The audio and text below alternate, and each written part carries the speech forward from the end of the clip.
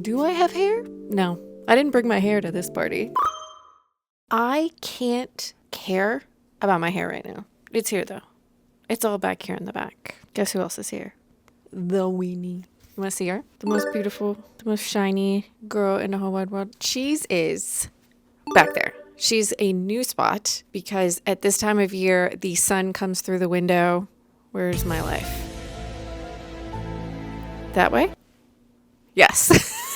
The sun comes through a window back there and we have set her up a little bed. So she's back there. She's enjoying her life right now. Well, why have I come on here bald and beautiful? Because I want to talk about books. I know it's been a minute. As I've said in previous videos, when I've gone on accidental breaks from recording videos, I do this for fun. And sometimes when life gets busy or stressful, I don't get to have fun. Which is a very sad thing to say out loud. But when you do something for fun, it gets thrown on the back burner when life gets in the way. But here we are to talk about books.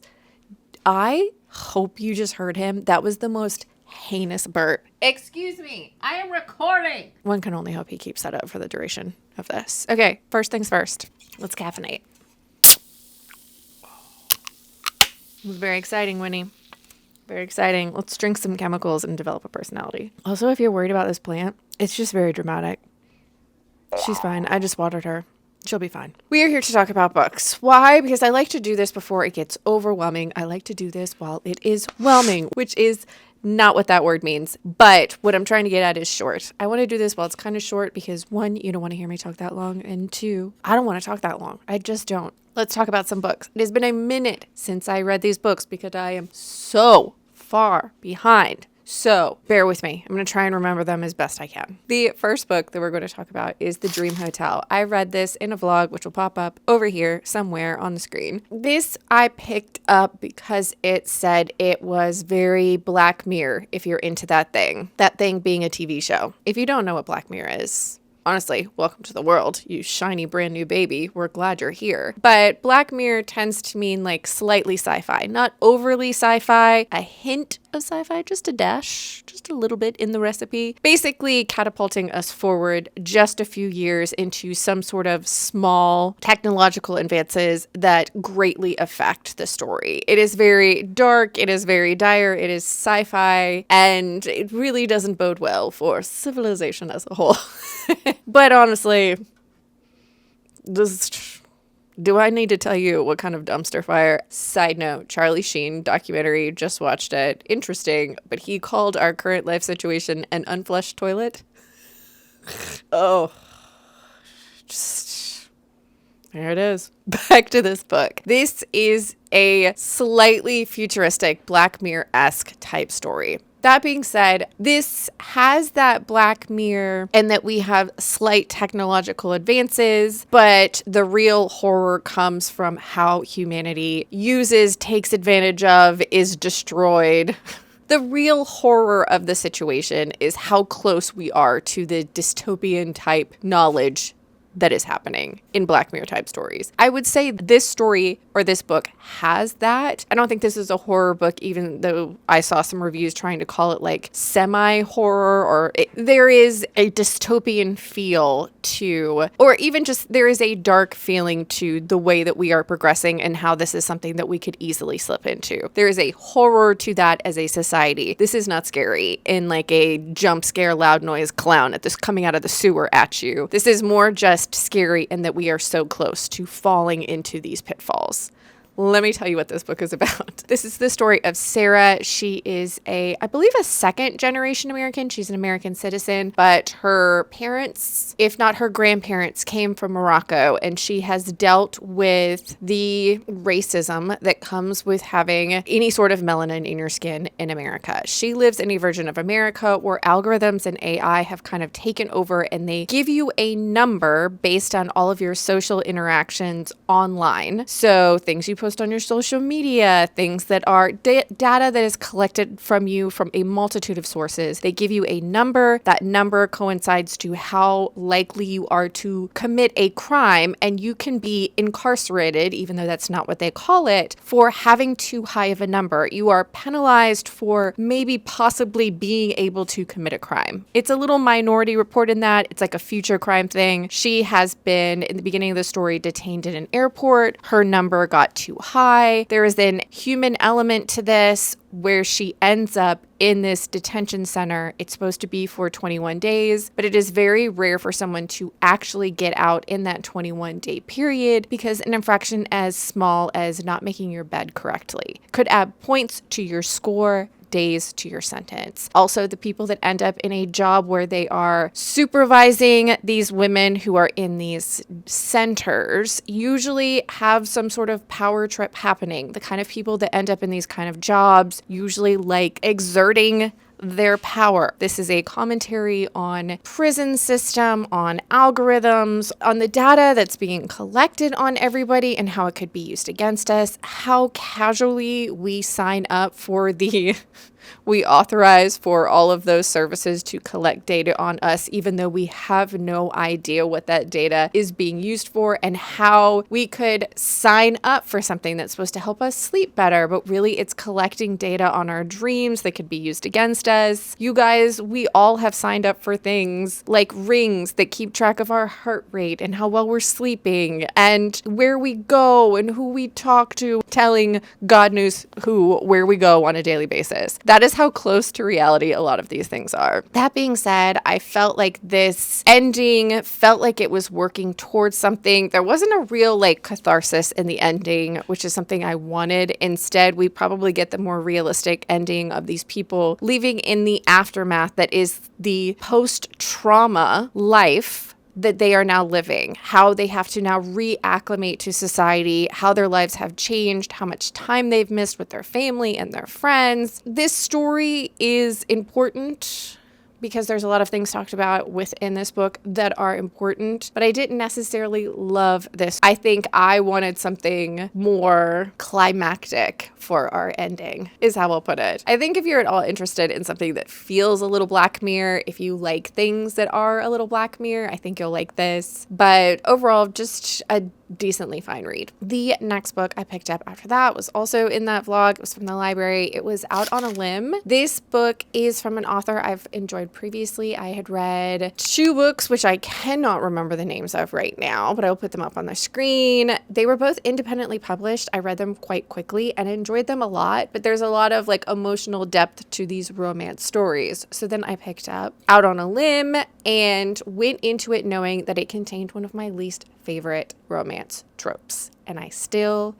really stinking liked it. This is the story of Win. She was born with one of her hands slightly less developed than the other. So she has one hand that is smaller and less developed than her other hand. She goes to a Halloween party one night, thrown by her best friend, dressed as a pirate. She's holding a hook in that less developed hand when she meets Bo, who is a man who has a prosthetic leg that he is wrapped in some sort of wood. He is also dressed as a pirate. These 2 people are making the same joke. They hit it off immediately at this party, spend a little time together, and it turns into a one-night stand. Not too long after this one-night stand, Win finds out she's pregnant and she's now having a baby with a stranger. The majority of this book is Win and Bo spending time together, knowing that they're going to have a baby, getting to know each other, basically starting their relationship backwards. They are a really great fit for each other. This is a really sweet story. There is no unnecessary drama in this romance. There's drama enough. They're bringing a whole human into the world together. As someone who doesn't necessarily like the surprise pregnancy trope, I really enjoyed this book. I thought it was done really well. I thought there was really realistic conversations being had, and these 2 people were just super cute and sweet. So it was worth it. Also, in case you needed to know this, the author of this book also has a hand that is smaller and less developed than the other. So this is something that she talks about in the acknowledgments, and how becoming a mother was something that held a lot of stress around it, because in every single person's opinion, to be a successful mother, you have to have 5 extra hands to make things work. So having a hand that is below average size and strength would be something that would bring a lot of stress to someone that was about to be a new mother. So this is a story that she wrote as a catharsis. Our author is a mother, and it sounds like she's doing an okay job. She basically has really realistic conversations around loving every part of yourself for every single difference, and it was really sweet. I really liked it. The next book I picked up after that was The Yellow Wallpaper. I picked this up because I've read a lot of literature over the years that has referenced this story. For some reason, I missed this day in class. I know it was probably only a day because this is such a short story. I don't see it taking more than one. I don't know where I was that day, but I was not present in that classroom. So I took it upon myself to finally read the yellow wallpaper to know what the heck all of these authors and well-read literature people were talking about. This is an incredibly short gothic story and honestly worth your time, because it's so short. You could read it so fast. This is a story, without giving you too much because it's incredibly short, you don't need that much, of a woman who is postpartum and is basically locked in a room by her husband and those people around her, because that is what they are going to do in order to help her in her postpartum journey. And she is very adamant pretty quickly that, like, hey, you guys should this wallpaper is acting strange. Like, if they had just listened to this woman, I don't think any of this would have happened. So the real lesson is, like, maybe just listen. Maybe just listen when someone tells you something's wrong instead of being like, no, just go take another nap in that creepy yellow room. The next thing I read after that was Two Can Play. This is an Ali Hazelwood short story, and if you learn nothing else from this video, you should just take away that Ali Hazelwood is so good at short romantic stories. I cannot explain to you that she has not missed for me in the short form. I have not read all of her books, but at this point I'm pretty sure I have consumed all of her short romances, all of her short story romances, any ones I can get my hand on. There's one that I cannot get my hands on because you had to, I think it was like through a Kickstarter or something like that. All that to say, Ali Hazelwood is really good at her job, and she continues to be really good at her job. I hope that she finds a parking space up front every single day. I want nothing but good things for Ali Hazelwood. I hope her coffee is like the perfect temperature every time she takes that first sip, you know? This is the story of Viola. She is something to do with video games. I don't know what, but something. And she's an important something. And recently, she and the company that she works for have been vying to be in charge of a new video game that she is like the #1 fan of the source material. She has a real sentimental attachment to this book series. And so she absolutely 1000% wants her company to be the one chosen to adapt this story. When she finds out that a rival company who is known for a very different type of video game is also being considered for the adaptation of these stories. Then it comes out that the company in charge of these stories has decided that they want these two companies to work together because they both have very different strengths. So it would make sense for the team that's really good at action and battles to team up with the company that's really good at storyline and storytelling and make one super duper absolutely awesome video game. But the problem being that the other video game company has a person that Viola has had run-ins with in the past. His name is Jesse. She's pretty sure she hates him, and she's pretty sure he hates her right back. And these two run in the same circles. They have very similar jobs within the companies they're in, so they're constantly running into each other, and Jesse is just hammering home every time that he hates Viola. So when the two companies end up having to team up, they have to go on a retreat together to see if they can make it work. And Jesse and Viola are basically trapped in a place with, I mean, there's other people there, but these two are kind of trapped together in this like retreat on a mountain with snow, you know. Did I mention this is a romance short story? If you like Ali Hazelwood short stories, you're not going to dislike this. He's a big and tall guy, so that's pretty par for the course. I don't know. I liked it.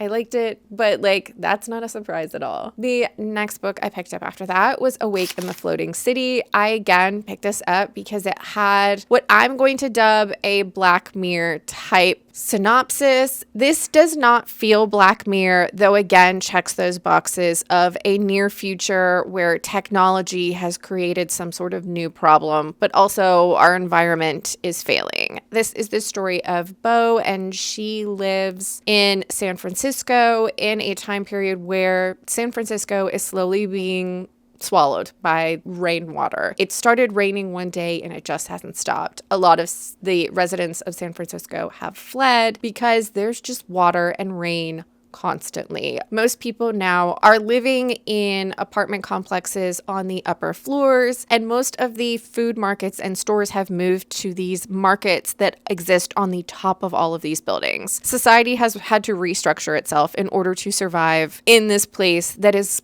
just slowly being swallowed by water. Most people have left. Bo has stayed. The reason she has stayed is complicated and emotional, but one day she gets the opportunity to help become a caretaker for a 130-year-old woman that's living in the building that she currently resides in. Because another side effect of technology at this time is people are living a really, really long time. And so a lot of the people that are left behind as people flee the city are the elderly and the poor because they don't have the financial means to get out. So Bo starts up a relationship with Mia, this 130-year-old woman who lives in her building, who might not always be the most easy to get along with, but there is a softness on the other side of her very prickly nature. These two communicate and learn and make mistakes in this drowning city. This was fine. It's a little more introspective, a little more melancholy, and again, the ending was fine.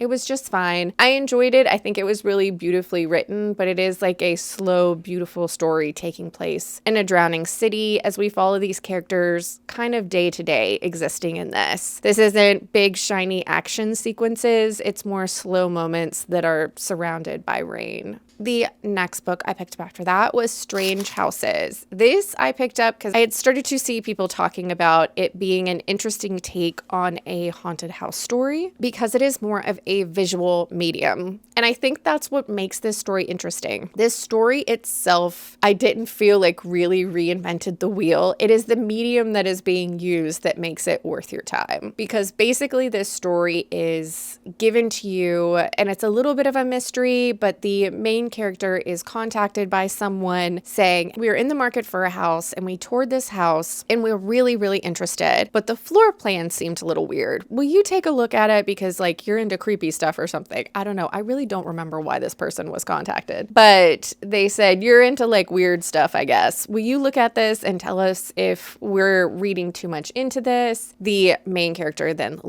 you spend a lot of time looking at the floor plan and kind of re-looking at it and re-looking at it as different characters have conversations about what makes it weird and what their theories are about why certain parts of this house exist. It was an okay mystery, but a really cool story, if that makes any sense. I enjoyed the floor plan aspect, the unraveling of the mystery by constantly revisiting the information we already had and trying to read it correctly. And it made me go on to then read another book by this author. So if you're looking for something incredibly fast, this shouldn't take you more than a day to get through because it is a lot of just floor plans. But I thought it was a really interesting take on a haunted house story. The last one we're going to talk about is His Black Tongue. I am a sucker for medieval horror stories and I'm always on the search. Always on the look. I'm always on the hunt. There, third time, got it right. I'm always on the hunt for a medieval horror type story. This was something that popped up a lot when you go in and you do a Google. You do a little TikTok search and you're like, hey, give me some medieval horror. And TikTok's like, here you go. And just vomits nonsense at you. But this one popped up enough times that I was like, okay, this actually has to be medieval horror because there's been a few times where TikTok's been like medieval horror. And then I read it and I'm like, this is not even listed as a horror at all. This wasn't scary. What are we doing, TikTok? Are you okay? I picked this up. I listened to this on audio. It's really stinking short. And I did not really end up liking this. Let me tell you what it's about. This is the story of a friar and his ward, and they are traveling in the medieval France during a plague, because that is apparently one of my favorite settings for a horror book, to a town that has not been touched by illness. Everything around them has been decimated by this plague, but there is one town that is blessedly free of the plague. And so this friar and his ward travel to this town to see what is happening. What the heck is happening here? What are they doing so that the plague doesn't show up? And then stuff happens. I will say the reason I didn't really end up enjoying this is because this felt like a second or third book in a series. There was not enough character introduction. It felt like I had missed the first 2 episodes of a TV show, and I kind of like started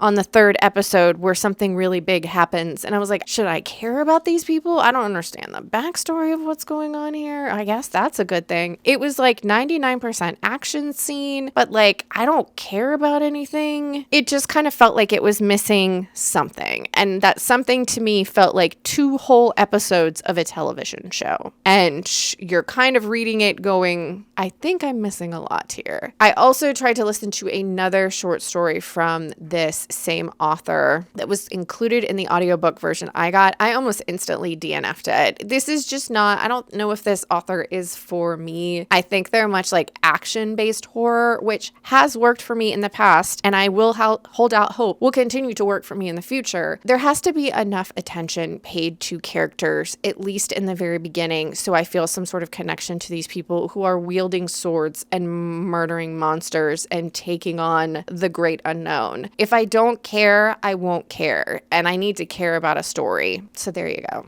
But that, kids, is where we are going to end this recent reads. I hope you're reading good books out there, wherever you are, and I would love to hear about them. I hope you're doing okay out there, wherever you are, and know that I'm proud of you, no matter what you're doing. I'm proud of you. And if you had fun hanging out with me and the dogs who literally took naps this entire time, please subscribe. And I'll see you next time.